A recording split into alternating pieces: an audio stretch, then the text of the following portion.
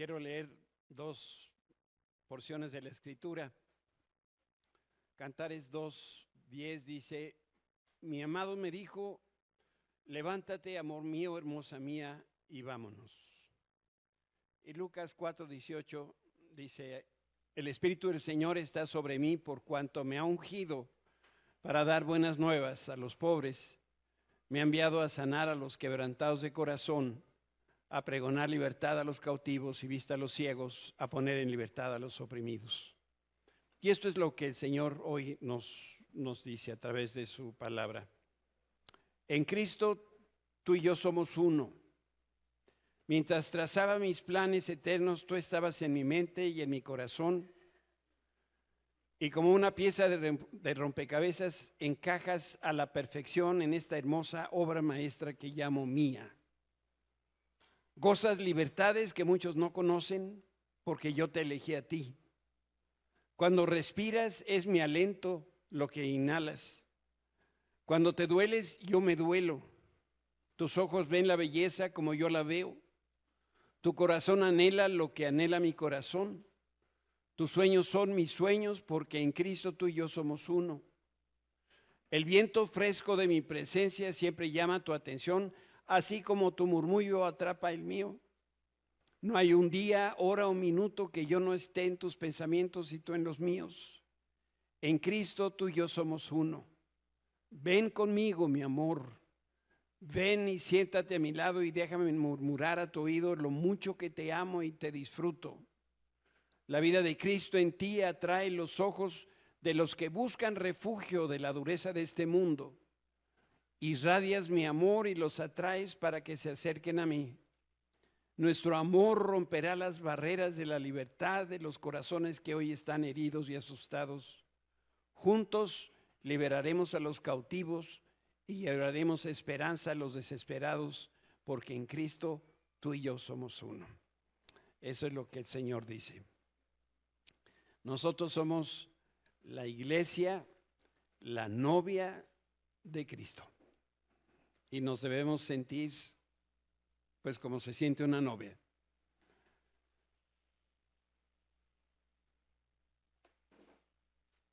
Esta mañana vamos a tomar unos minutos para meditar en esto que hemos venido haciendo ya a través de varios meses, y si Dios quiere el próximo domingo concluimos esta serie de pláticas, aprendiendo a reconocer la voz de Dios.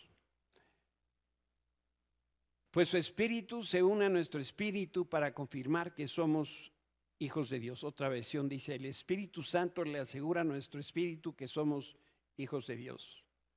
Así que como somos sus hijos, también somos sus herederos. De hecho, somos herederos junto con Cristo de la gloria de Dios.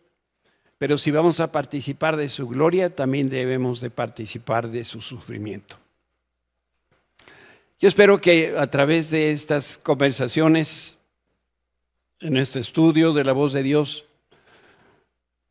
te haya permitido creer que Dios te habla a ti y que tú lo puedes escuchar. Y la clave para escuchar a Dios con toda regularidad es crecer en nuestra relación con Dios. Por eso hacía referencia a cómo Dios nos ve a nosotros, nos ve como su novia. La relación que Él quiere tener contigo y conmigo es tan íntima como la relación entre novios. Y no debemos permitir que el pecado que hemos cometido nos haga escondernos de Dios ni alejarnos de Él. Y tener siempre presente que Jesús ya pagó por todos nuestros pecados.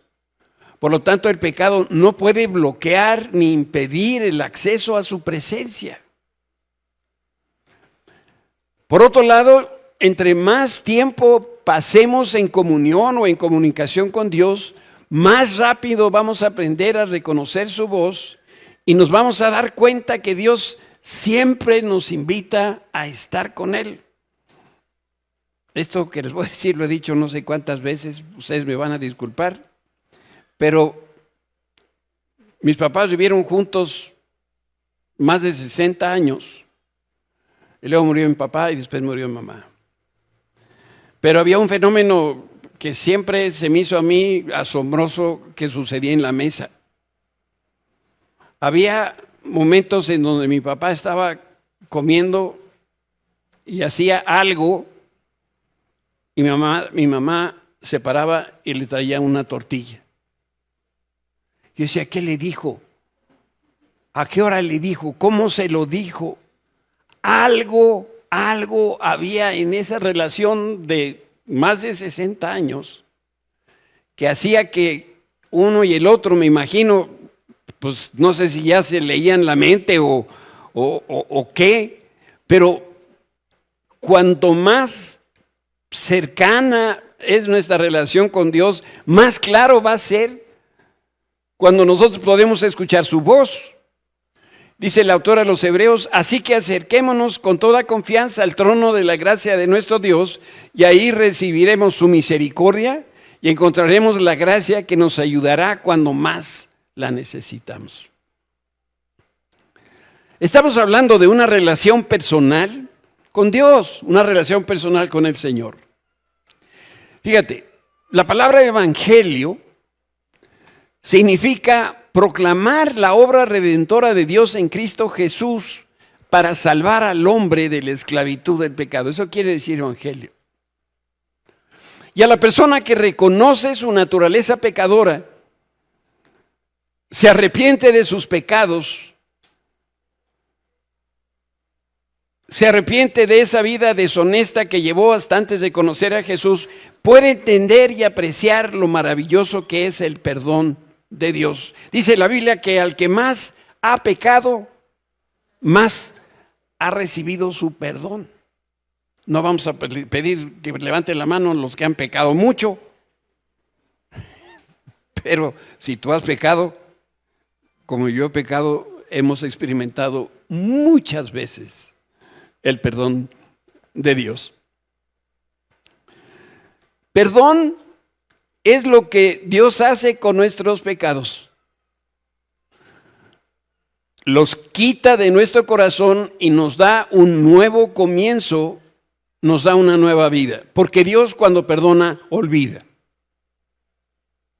Cosa que al hombre le cuesta muchísimo trabajo. Te perdono, pero no se me olvida. Y la prueba está en que después de 25 años de una bronca que hubo porque la camisa no quedó planchada como a mí me gusta, sigue saliendo en la conversación. El perdón de nuestros pecados es una parte fundamental, importante del Evangelio, tan importante así que aparece 578 veces en la Biblia, 443 en el Antiguo Testamento y 135 en el Nuevo Testamento. Me tardé un poco, pero yo las conté. 578 veces aparece la palabra perdón. Y yo he escuchado, creo que un número similar de veces, personas que le dicen a la otra persona, su propia esposa, su propio esposo, no te voy a perdonar. Pues, ¿qué hiciste, man?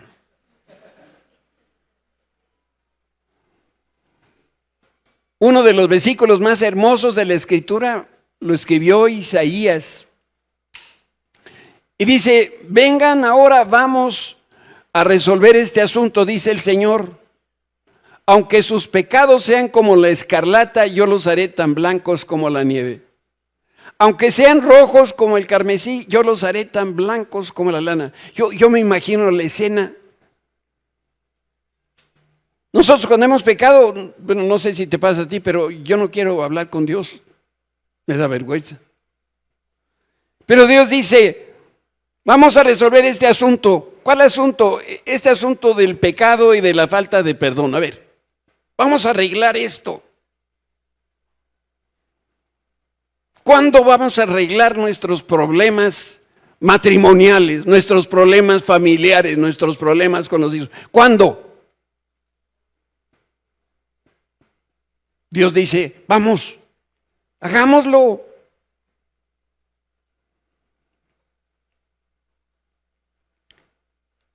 El Evangelio es más que perdón porque incluye la reconciliación. Y reconciliación significa que hay un cambio de relación entre Dios y el hombre que se basa en el cambio de posición del hombre gracias a esta obra redentora que hizo Cristo. Dejamos de ser pecadores para venir a ser ahora salvos. Y algunos todavía se sienten pecadores. Ya no lo hago porque me da vergüenza. Pero si yo preguntara, levanten la mano los pecadores, más de 2 levantaban la mano. ¿Y qué digo 2? Pero si el Señor ya nos perdonó, ¿por qué nosotros seguimos trayendo este asunto y no lo resolvemos de una santa y buena vez? Por ejemplo, el esposo y la esposa tuvieron un pleito. Y luego de ahí viene la reconciliación. Y esto supone que alcanzaron acuerdos en cuanto al origen del problema. Pues nosotros igual fuimos reconciliados con Dios porque Jesucristo intervino, dio su vida por cada persona que cree en Él. Entonces el tema, el asunto con Dios y el pecado quedó resuelto. Ahora, si tú no quieres que esto se resuelva, pues es asunto tuyo. Pablo lo expresó en una de sus cartas diciendo, y todo esto es un regalo de Dios que nos trajo de vuelta a sí mismo por medio de Cristo. Por eso, cuando decimos reconciliar, es lo mismo a decir nos trajo de vuelta a sí mismo. Y Dios nos ha dado la tarea de reconciliar a la gente con Él, pues Dios estaba en Cristo reconciliando al mundo consigo mismo, no tomando más en cuenta el pecado de la gente, nos dio a nosotros este maravilloso mensaje de reconciliación. Si tú has tenido algún problema con tu esposa y has acudido aquí con tu servidor por un consejo, estoy seguro que te dije, lee el libro de Oseas.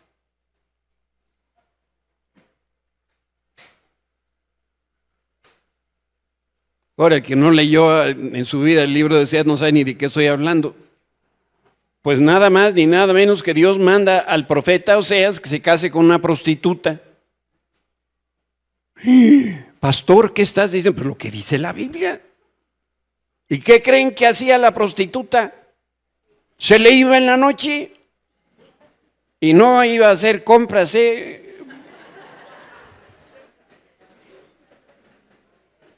Y no lo narra, pero uno lo puede entreleer, o entre las líneas leer lo que estaba pasando y seguramente, o sea, le dice, Señor, otra vez se me fue esta. ¿Qué hago? ¿Qué creen que le diría a Dios? Ve por ella. Bueno, ¿cómo llegó el asunto? Que cayó más abajo que una esclava. Y la esclava era lo último en la escala social, ya no había más para abajo. Pues ahí cayó. Y entonces, o sea, seguramente le ha dicho, Señor, ahora sí la dejo ahí, ¿verdad? No, ve por ella, cómprala. Ese es el espíritu que hay detrás de Dios en cuanto al perdón y la reconciliación. Pablo lo dice así a los romanos, pues como nuestra amistad con Dios quedó restablecida por la muerte de su Hijo, cuando todavía éramos sus enemigos, con toda seguridad seremos salvos por la vida de su Hijo. ¿Perdón? Estoy leyendo Romanos 5:10. Perdón, Romanos 5:10. Aquí me tienen checadito. Y me hizo así, y rapidito. Y luego, ¿por qué uno viene aquí todo triste y dolido? Pero yo en silencio aguanto. No voy a comer hoy tampoco y no me importa, voy a seguir adelante. A diferencia de Pablo con sus cartas, Jesús narró una parábola para explicar cuando se trataba de pensamientos que eran complejos, como la reconciliación. Y probablemente la parábola, que son historias sencillas, pero tienen un mensaje profundo. Pero la parábola que mejor describe esto de que estamos hablando del perdón y la reconciliación es la parábola del hijo pródigo. Y yo creo que también para nosotros nos va a ser más fácil ver la historia del hijo pródigo y entender qué es lo que significa la reconciliación y el perdón de Dios. Yo no sé si te acuerdas de esta parábola, pero déjame en pocas palabras decirte qué es. Un hombre tenía 2 hijos. El más joven le pidió a su padre que le adelantara la herencia. Después este hijo se fue de la casa, despilfarró todo lo que tenía en mujeres, en alcohol, todo género de excesos. Tiempo después tocó fondo. Bueno, ¿a qué tan bajo cayó ese muchacho que se fue a criar puercos? Que era lo peor que podía haber para un judío, porque el puerco es un animal inmundo, porque tiene la pezuña hendida. Y ya que tocó fondo, se sintió avergonzado por sus malas decisiones, regresó con la intención ahora de regresar a su padre, pero en realidad este muchacho no esperaba que su padre lo perdonara, y lo único que él pensaba era ir con él y pedirle que lo aceptara como otro de sus muchos jornaleros, porque este hombre era rico. Yo te invito a leer conmigo la descripción tan asombrosa del regreso del hijo pródigo. Entonces regresó a la casa de su padre, y cuando todavía estaba lejos, su padre lo vio llegar. Lleno de amor y de compasión, corrió hacia su hijo, lo abrazó y lo besó. Su hijo le dijo: Padre, he pecado contra el cielo y contra ti, ya no soy digno de llamarme tu hijo.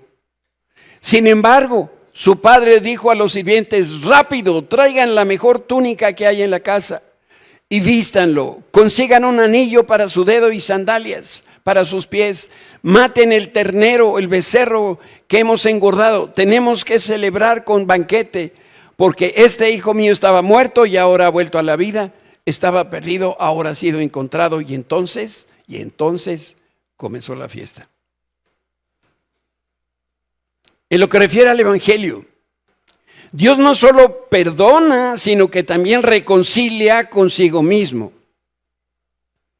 Lo que el Padre Celestial no dice es: mira, ya borré, ya quité todos tus pecados, pero de ahora en adelante vas a trabajar por mí, me vas a servir con empeño, con humildad, y te voy a pagar la mitad del salario mínimo. Eso no dice Dios. El Padre Celestial abre sus brazos y te dice a ti, me dice a mí: ven y regresa a casa primero. Y ya que hemos llegado a casa, nos dice: aquí está la mejor ropa para que la uses. Recibe un anillo para tu mano. Ponte estos zapatos nuevos. Y Él quiere enfatizar: tú eres mi hijo. Y lo importante es que finalmente ya estás de regreso a casa. Todo lo que tengo es tuyo.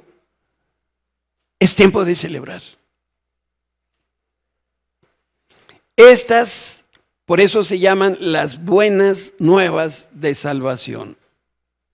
El Evangelio son las buenas nuevas de salvación. ¿Y qué son las buenas nuevas?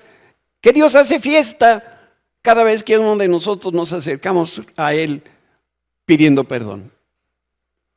Por eso cuando pedimos perdón, ¿qué es lo que estamos pidiendo?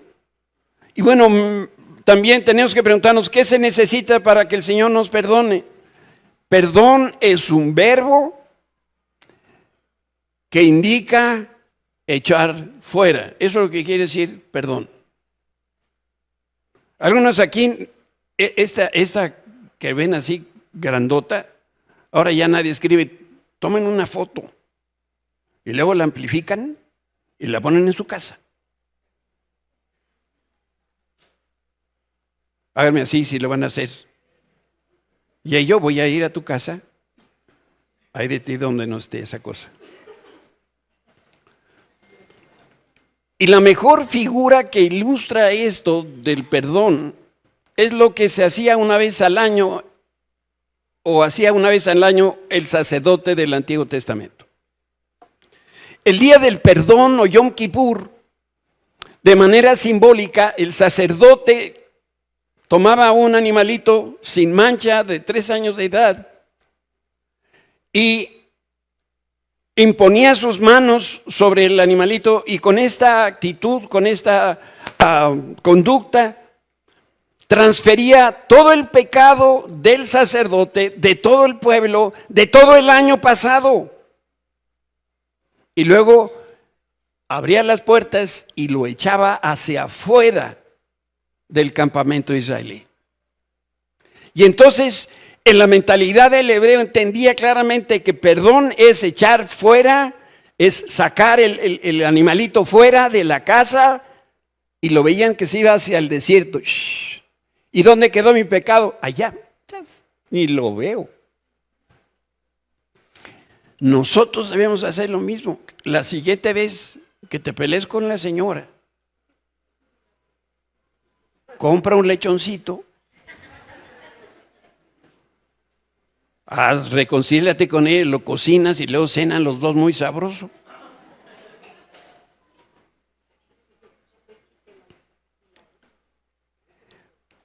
Perdón es una palabra que significa pagar una deuda.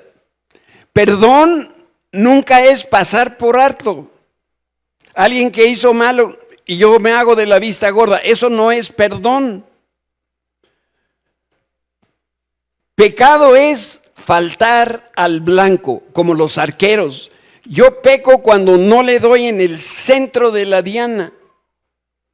Y entonces, cuando me perdonan, se paga la deuda. El perdón se recibe cuando la persona lo solicita, porque nadie puede pedir perdón por mí. Y lo paradójico aquí es que Dios tiene todo el poder del universo, pero Él jamás te va a forzar a que tú vayas y le pidas perdón. Y si tú no tienes perdón, es porque no se lo has pedido. El padre del hijo pródigo vio a su hijo a la distancia. De la misma manera que Dios Padre también nos ve y extiende su mano hacia donde estamos, porque quiere tener un encuentro con nosotros, quiere nuestra amistad, quiere nuestra reconciliación. Y el padre del hijo pródigo tuvo compasión y corrió hacia donde venía su hijo. Sintió compasión por su hijo, le dolía en el corazón lo mal que veía a su hijo. Términos paralelos que usa la Biblia para hablar de esto es conmiseración, tuvo lástima, tuvo misericordia. Y cuando nosotros tenemos compasión, quiere decir que mi corazón se duele igual o más que tu corazón cuando está dolido. Dice la Escritura que el papá de la parábola tomó compasión por su hijo. Vio que tenía el corazón destrozado, pero le dolía más al papá lo que le ocurría a su hijo que a su propio hijo, y sufría porque su hijo vivía en pecado y alejado de Dios, y temía por las consecuencias de la rebeldía de su hijo. Y ese dolor y compasión fue lo que le impulsaban todos los días. Subía a un lugar alto el padre del hijo pródigo a ver si hoy regresa a casa el hijo que se fue con la mitad de la herencia. Déjame decirte un poquito de la herencia. La herencia en la Biblia siempre es singular, es una herencia. Y si pensamos en tiempos bíblicos, seguramente el papá no tenía su dinero en acciones o en bonos o en dinero efectivo en el banco. Lo tenía invertido en animales, en tierras. Y seguramente tenía muchos animales y muchas tierras. ¿Cómo le daba la mitad? Tenía que vender todo. Y de ahí le dio la mitad a su hijo. Sabemos cómo termina la parábola del hijo pródigo, pero yo no sé si te imaginas qué hubiera pasado si el hijo nunca hubiera tomado la decisión de regresar a su casa. Algo que yo he pensado es que estoy seguro que ese papá lo hubiera esperado hasta el último de sus días. Sin importar si hacía calor o frío, si llovía o nevaba, ese papá iba a esperar, iba a salir todos los días y se iba a parar en el mismo lugar a ver si podía ver que su hijo regresara a la casa. Yo tengo una profunda convicción en mi corazón de lo que digo, porque el papá de la parábola representa a Dios y Él se compadece de nosotros, lo mismo que Jesús cuando estuvo aquí en la tierra, en varias ocasiones, dice la Biblia, que sintió compasión por la ciudad, por las personas. ¿Qué hizo el padre cuando regresó su hijo? Yo quiero que tú te pongas ahora en los zapatos de este padre. ¿Qué hubieras hecho tú? Bueno, te quiero decir lo que hizo este papá. Lo primero que hizo fue besarlo. Y en ese caso, el orden de los factores sí altera el producto. Porque hay que destacar que el padre besó a su hijo antes de que el muchacho se bañara, se quitara la ropa sucia. ¿Por qué? Porque la gracia de este papá quedó a la vista. Este hombre estuvo trabajando entre puercos. Venía sucio, oliendo a rayos. Y el papá lo que hizo fue abrazarlo y besarlo. Para que me entiendas, este hijo era un pordiosero, pero nada detuvo al padre de demostrarle lo mucho que lo amaba. La reconciliación genuina siempre se sella con un abrazo, de esos abrazos fuertes de oso y muchos besos. Yo espero, papá, varón que me escuchas, que no seas de esos papás que no abraza y besa a sus hijos. Y si tiene bigote, mejor. Es que este es hombre. Pues porque es hombre, necesita tus abrazos y necesita tus besos. Es que ya creció, ¿y qué tiene? La Biblia nos muestra lo que es el verdadero amor de un padre. Ah, no, primero arreglas, primero haces esto y luego platicamos.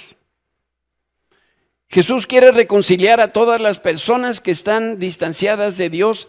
Y si es tu caso y has caído en pecado, no te demores en regresar al Señor. No creas esa mentira que debes mejorar primero antes de volver a Dios. Nada más arreglo este asunto y me acerco a Dios, porque ¿cómo me voy a acercar así? Entonces no has entendido lo que significa la gracia de Dios, porque esa gracia de Dios es inagotable. Y lo único que el Señor espera es que regreses a Él sin importar cuál sea tu situación. Si tú te pareces un poquito a mí, hay días que no te quieres ver ni siquiera a ti mismo al espejo. Hemos hecho cosas, hemos dicho cosas, hemos pensado cosas que nos avergüenzan de tal manera que vienen esos pensamientos que vienen del diablo, que dicen, Dios no te puede perdonar por esto. Y entonces nos ponemos a trabajar creyendo que vamos a mejorarnos a nosotros mismos, cosa que no hemos logrado jamás. Y por el otro lado, si lo que el Padre está esperando es que, ¿cuándo regresas?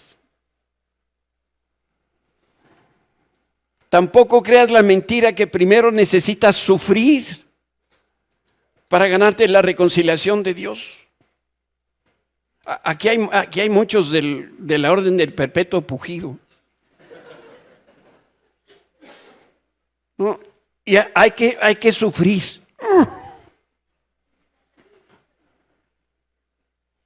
Es que, pues para que se note que ya me arrepentí. Esas cosas no se ven. Solamente Dios sabe que ha habido un genuino arrepentimiento.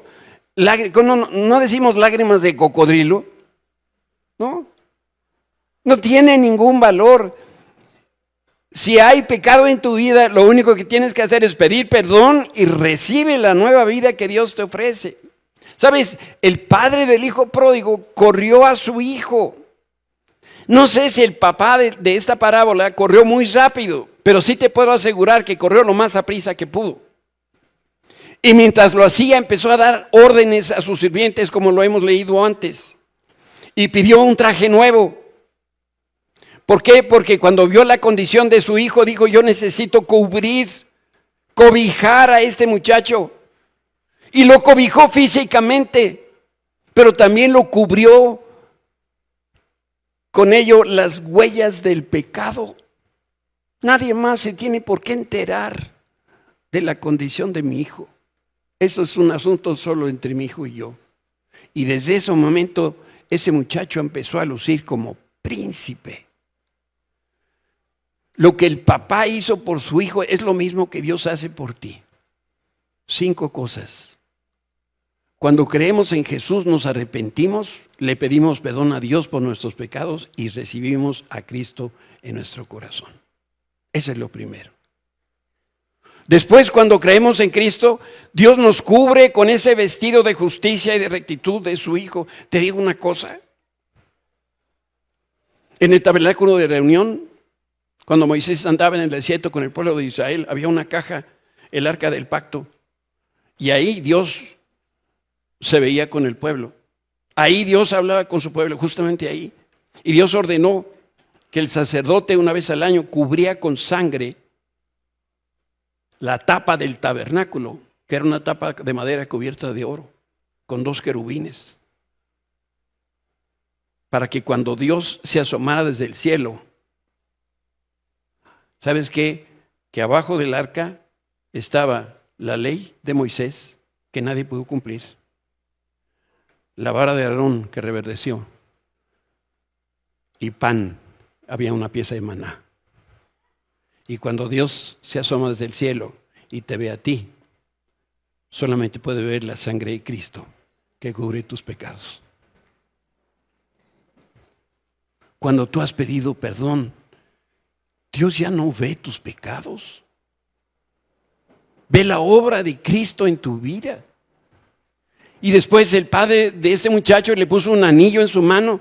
Y esto significa que esto es el emblema del amor del Padre. No hay nada más perfecto que el círculo del anillo. Por eso se dan los anillos matrimoniales como un testimonio del amor. ¿Dónde empieza, dónde acaba el amor que tengo por mi esposa? Imposible.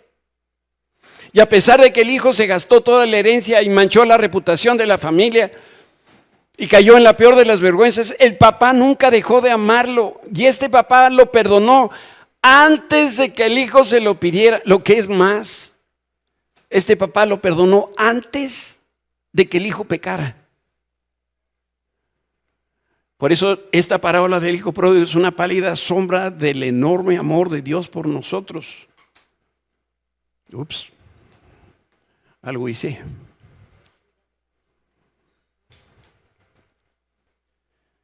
Yo voy como a 10,000 por hora.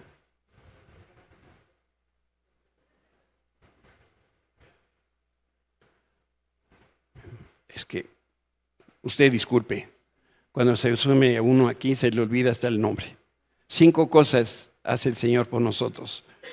La primera, recibimos a Cristo en nuestro corazón. La segunda, Dios nos cubre con el vestido de su justicia. La tercera, Dios nos arropa con la vida sin mancha de su Hijo y nos ve como si nunca hubiéramos pecado. Después, cuando Dios nos perdona, no nos ve con harapos, ni le olemos a inmundicia, porque Él quita todo el pecado. Y lo más asombroso es que nos acepta como hijos en su familia. Y después viene el anillo. Y a pesar de que el hijo se gastó la herencia y manchó la reputación, el papá, como les digo, lo perdonó incluso antes de que todo esto sucediera. Porque la parábola del hijo pródigo es una pálida sombra del el enorme amor de Dios que tiene por nosotros. Y no hay frase en la Biblia más hermosa que lo que dijo Jesús, que escribe Juan. Porque de tal manera amó Dios al mundo que ha dado a su Hijo unigénito para que todo aquel que en Él cree no se pierda, mas tenga vida eterna. Y cuando el hijo regresó a su casa, además del anillo le calzó los pies. La Biblia no lo aclara, pero es probable que este joven llegó con su papá y traía los pies destrozados. No traería sandalias o ya muy lastimadas y caminó mucho, caminó por lugares peligrosos, quizás hasta cojeaba. Y me imagino que el papá, cuando vio a su hijo, sintió tal compasión que le puso zapatos. Y no sé si tú sepas, pero en las cárceles a los que están adentro no usan zapatos. Usan otra clase de estas chanclas bueno, no son zapatos. El zapato es algo que te da libertad, es algo con lo cual puedes correr, puedes saltar. Por eso el día que nosotros entregamos nuestra vida al Señor, Dios nos dio los mejores zapatos. Tenemos los zapatos que utilizó el pueblo de Israel cuando hubo en el desierto, porque esos zapatos no se gastan. Y podemos brincar de gusto y caminar de un lado para el otro confiadamente. Y dice la Biblia que el papá hizo fiesta por su hijo y mandó que prepararan el ternero gordo que tenían ahí. Y el día que regresó el hijo fue el día más feliz del papá. Yo no sé si a ti te pasa, pero yo cuando estoy muy contento me da mucha hambre. Y cuando estoy triste, también.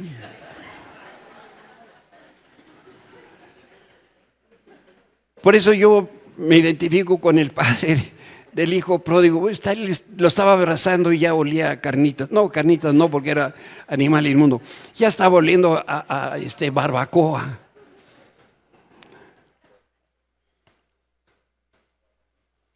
Hizo una enorme fiesta. Mira, es que tener una relación personal con Jesús es lo mejor que nos pudiera suceder. No solamente Dios nos perdona, sino que nos reconcilió con Él, y gracias a esta obra de Jesús en la cruz, nuestra relación con Él vuelve a estar otra vez en armonía, como si nunca hubiéramos pecado. Yo no sé cómo se le llamará hoy, pero cuando iba a la escuela se hablaba del Cardex, y el Cardex era donde estaban archivadas mis calificaciones. En el cielo también hay Cardex. Son archiveros que están ordenados por orden alfabético, ¿no? Y cuando llegues al cielo, seguramente vas a pasar. San Pedro no está en la puerta, quien nos abre la puerta es Jesús mismo, y Él nos va a llevar al lugar de los archivos. Y entonces nos va a mostrar nuestro Cardex. Y entonces va a decir, Yeyo Garduño, Yeyo con Y, con doble L. Garduño, aquí está. Abre el Cardex y ¿qué crees? No hay nada. Nada está en ese expediente. Todo quedó limpio, todo fue quitado por la sangre del Cordero. Por eso Pablo escribe sobre estas verdades y desborda su corazón en alabanza cuando escribe a los Efesios y dice, cuando pienso en todo esto, ¿y qué es todo esto? El perdón, la salvación, la reconciliación. Caigo de rodillas y elevo una oración al Padre de nuestro Señor Jesucristo, el creador de todo lo que existe en el cielo y en la tierra. Pido en oración que de sus gloriosas e inagotables riquezas las fortalezca con poder en su ser interior por medio de su Espíritu, y entonces Cristo habitará en el corazón de ustedes a medida que confíen en Él, y echarán raíces profundas en el amor de Dios, y ellas los mantendrán fuertes. Espero que puedan comprender, como corresponde a todo el pueblo de Dios, cuán ancho, cuán largo, cuán alto y cuán profundo es su amor, y es mi deseo que experimenten el amor de Cristo, aun cuando es demasiado grande para comprenderlo todo. Ese día que tú creíste en Cristo y tomaste la decisión de seguirlo, de hacerlo tu Señor, Dios te perdonó, Dios te reconcilió, Dios te bendijo. Por eso en esta hora, ¿qué crees? Somos hijos y herederos Es lo que dice Pablo a los romanos. Somos hijos de Dios, así que como somos sus hijos, también somos herederos. De hecho, somos herederos junto con Cristo de la gloria de Dios. ¿Sabes qué más? Tú y yo somos hijos herederos de Abraham. Dice Pablo a los Gálatas, y ahora que pertenecen a Cristo, ahora que creen en Él, son verdaderos hijos de Abraham. Entonces, las promesas que Dios le dio a Abraham también son para nosotros. ¿Se acuerdan qué le prometió Dios a Abraham? Su generación, sus hijos iban a ser tantos como las estrellas de los cielos. Iba a tener tierra, iba a ser rico. Y de su descendencia nacería el Mesías. ¿Sabes qué más? Tú y yo hemos recibido toda bendición espiritual en Cristo. Dice Pablo, nos ha bendecido con toda clase de bendiciones espirituales en lugares celestiales. Y la última cosa que quiero decirte. Todo lo anterior era necesario para poder llegar aquí. Si tú eres capaz de creer en Cristo, de recibir su perdón, de ser reconciliado, entonces vas a poder aprender a escuchar mejor el silencio de la voz de Dios. El Señor nos habla cuando tenemos una relación profunda con Él, y la profundidad de nuestra relación con Dios es la base para poder reconocer su voz. Pero si no somos hijos, o si no hubiéramos sido hijos, nunca íbamos a poder escuchar su voz. Si no fuéramos herederos de la gloria y también herederos de Abraham, no podríamos escuchar su voz. Pero sabes, a veces la persona tiene una relación profunda con Dios y al mismo tiempo es probado con el silencio de Dios. Y en ese tiempo la única voz que va a escuchar es la que viene de las Escrituras. Y Dios podría estarte diciendo, ¿confías en mí aun cuando solo te hablo a través de mi palabra escrita? Yo no sé si recuerdas la historia de Abraham, pero la Biblia lo llama amigo de Dios. Él creyó en Dios y su fe le fue contada por justicia, dice Pablo a los Gálatas. Y Abraham tuvo una relación profunda con el Señor, sin embargo, pocas veces en su vida escuchó la voz de Dios. Pasaron temporadas de silencio que se miden en décadas. ¿Podrías pasar una década sin escuchar la voz de Dios, solamente comiendo la palabra? ¿Te acuerdas de Job? Él es otro ejemplo de un hombre que tuvo una profunda relación con Dios, sin embargo experimentó ese estridente dolor del silencio de Dios. El Señor mismo le dijo a Satanás, Job es un hombre intachable, de absoluta integridad, temeroso de Dios y apartado del mal. Ve y tiéntalo. Esas eran las credenciales de Job. Y el libro de Job, comparado con otros libros de la Biblia, es un libro largo, como también fue largo el silencio de Dios en los momentos donde experimentó de los más grandes dolores que puede pasar el hombre. Se le murieron 10 hijos. Perdió toda su fortuna.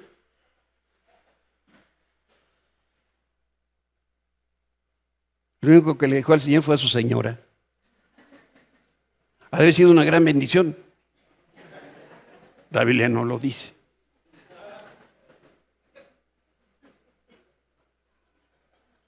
Lo único que tuvo, si tú has leído el libro de Job, son esos amigos que para amigos, quien quisiera tenerlos, diciendo una serie de cosas disparatadas. Porque entre más cerca es tu amistad con el Señor, vas a estar mejor preparado para escuchar su voz cuando Él decida hablarte. Porque Dios no te habla cuando tú quieres. Dios te habla cuando Él quiere. Y tenemos que aprender a caminar cerca de Dios aun cuando no lo escuchamos. Déjame, te cuento algo.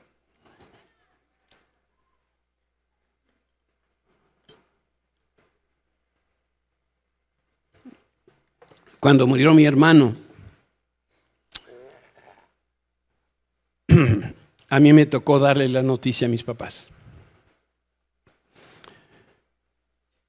El hijo mayor de mi hermano, Raúl, me llamó por teléfono de Monterrey, pero yo no podía avisarles a mis papás más que en persona.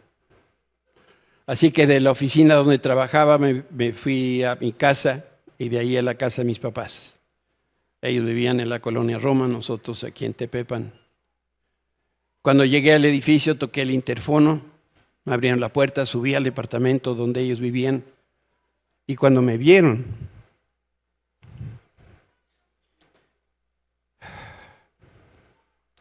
se sorprendieron. Y en ese momento me congelé. No pude decir una sola palabra.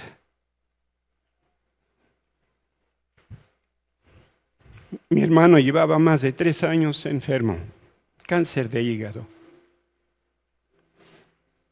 Yo no conocía muchos detalles de su salud porque no me atrevía a preguntar. Durante ese tiempo de oración al Señor yo le oraba y le decía, Señor, tú lo creaste una vez. Y si tú quieres, tú puedes crearle un hígado nuevo. Así que entré al departamento, caminé unos pasos al interior, veo a mis papás y después abracé a mi mamá sin poder contener el llanto. Vi a mi papá que se acercaba y los tres nos abrazamos. Yo no tuve que hablar absolutamente nada porque mis papás sabían en su corazón que mi hermano acababa de morir. ¿Por qué te cuento esto que es tan personal y tan doloroso para mí? Porque esa experiencia me recuerda la clase de relación que Dios quiere tener con cada uno de nosotros. El Señor quiere que le conozcamos. Quiere que aprendamos a reconocer su voz por la cercanía que tenemos con Él y Él con nosotros. Incluso puede haber momentos cuando el Señor ni siquiera emplee palabras para comunicarse con nosotros. Y Dios quiere que seamos capaces de percibir las emociones más íntimas de su corazón. ¿Tú no crees que Dios se duele cuando ve que hoy su pueblo de Israel está siendo criticado por las naciones del mundo? ¿Tú no crees que Dios se duele cuando ve tu pecado y mi pecado? Cuando ve nuestro gobierno y la corrupción que hay en nuestro país. ¿No crees que le duele su corazón de saber que los niños en México no tienen medicamentos para el cáncer?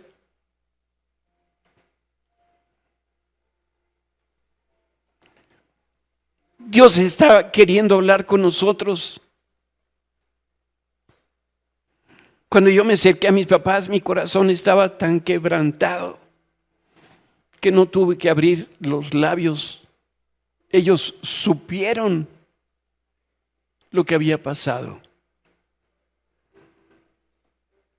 Y yo la invitación que Dios nos hace es que nos acerquemos a Él mientras Él se acerca a nosotros. Porque el regalo de su amistad es una relación personal que continúa, que es continua y es íntima con Él. En el huerto del Edén, Dios hablaba de manera personal, hablaba todos los días con Adán y Eva, pero inmediatamente después de que ellos pecaron, Adán tuvo temor de escuchar la voz de Dios y de interactuar con Él. Y Dios estaba profundamente dolido por este cambio en la relación. Sin embargo, cuando Jesús murió en la cruz, Él restauró lo que se perdió en el Edén incluyendo nuestra capacidad para hablar personalmente con Dios. Yo no sé si tú sabías, pero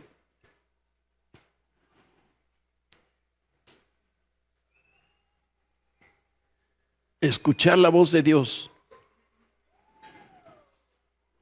depende totalmente de la condición y la actitud de nuestro corazón.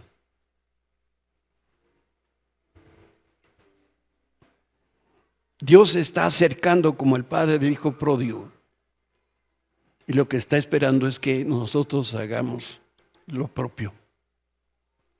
Dice la Biblia, si tú te acercas, yo me acerco a ti.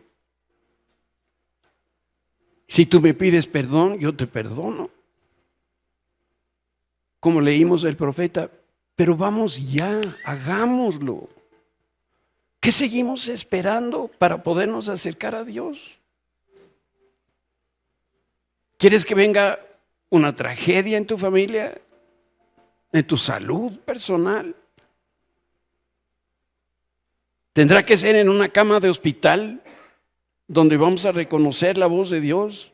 ¿O en un juzgado donde se está discutiendo tu divorcio? ¿O será en la cárcel viendo a visitar a tu hijo porque no tuvo amor o disciplina en su hogar? ¿Por qué no nos acercamos a Dios?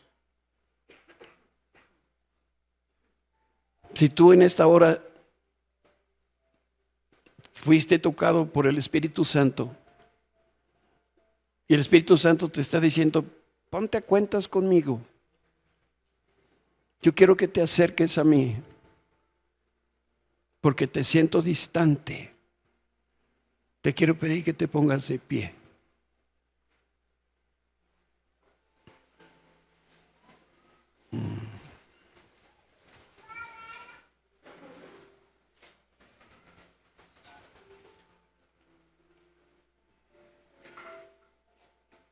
Piensa en ese cuadro mental de ese papá, parado en un lugar alto, viendo para todos lados en el horizonte, esperando a que su hijo regrese a casa. Así es como Dios todos los días sale para buscar a ver si hoy nos vamos a acercar más a Él. Padre Santo, gracias te damos, porque tú aún antes de que nosotros pequemos, tú ya nos diste tu perdón. Gracias porque sin importar qué tan lejos estamos, tú siempre tienes los brazos extendidos para recibirnos en casa. Señor, gracias porque sin importar a qué olemos, en qué condición venimos delante de ti, tú siempre nos recibes y nos cubres con ese vestido de justicia de Cristo para que no se vea más nuestro pecado, ni nadie más se tenga que enterar de nuestra condición espiritual. Gracias por ese anillo que habla de autoridad que tú nos has dado en Cristo. Por esos zapatos que ahora disfrutamos, con los cuales podemos brincar y correr y caminar confiadamente de tu mano. Señor, gracias por la fiesta que no merecemos. Gracias por la reconciliación, porque aún estando muertos al pecado, tú nos diste vida eterna. Porque no te importó, Señor, que viviéramos en la oscuridad del pecado. Nos trajiste a la luz admirable de tu Hijo Jesucristo.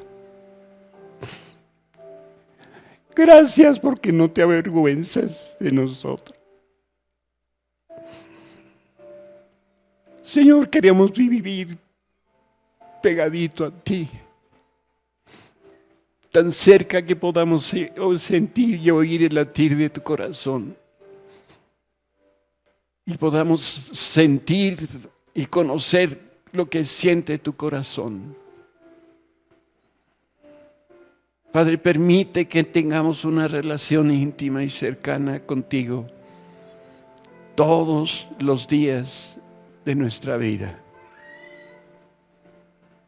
En el nombre de Cristo Jesús, lo pedimos y lo agradecemos. Amén.